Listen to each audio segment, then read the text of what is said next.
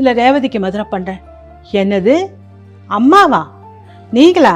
அம்மா நீங்களா? அவங்களும் ஒரே மாதிரி இருக்கீங்க, அப்போ நீங்கள் எப்படி அம்மா பண்ணுறீங்க? சாரதா ஊர்வசி பட்டம் வாங்கினவங்க, அவ்வளோ பெரிய ஆர்டிஸ்ட்டு. அவங்க ஃபஸ்ட்டு டே என்னை பார்த்துட்டு வணக்கம் வச்சுட்டு உங்கள் நடிப்பெலாம் நம்ம பார்த்துருக்கேம்மா, சீரியல்லாம் பார்த்துருக்கேன், நல்லா பண்ணியிருக்கீங்க அப்படின்னாங்க.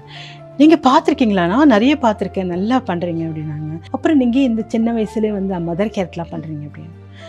தெரியல மேடம், என்னை பார்த்தோன்னே மதர் தான் தோணுது போல இருக்குது. அது வரைக்கும் ரொம்ப சந்தோஷம் தானே நமக்கு. சண்முக சுந்தரி அம்மா இருக்காங்கல்ல, வெத்தல் பாக்கெல்லாம் போட்டு போய் நிறைய இதெல்லாம் பண்ணுவாங்க. அந்த அம்மா தான் கேட்டாங்க, அம்மா இப்போ டப்பிங்க்கு வந்துருங்களா, யாருக்கு வந்திருக்கீங்க? நான் எனக்கு தான் வந்திருக்கேன். நீங்கள் என்ன கேரக்டர் பண்ணுறீங்கன்னு.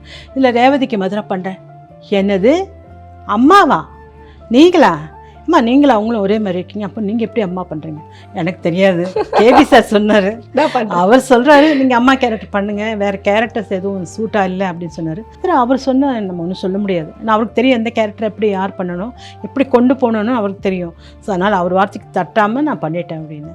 இப்போ இதில் புன்னைங்க மன்னல்ல அதில் பண்ணேன் மதர் கேரக்டர். அதில் தான் ஃபஸ்ட்டு ஆரம்பம் நினைக்கிறேன்.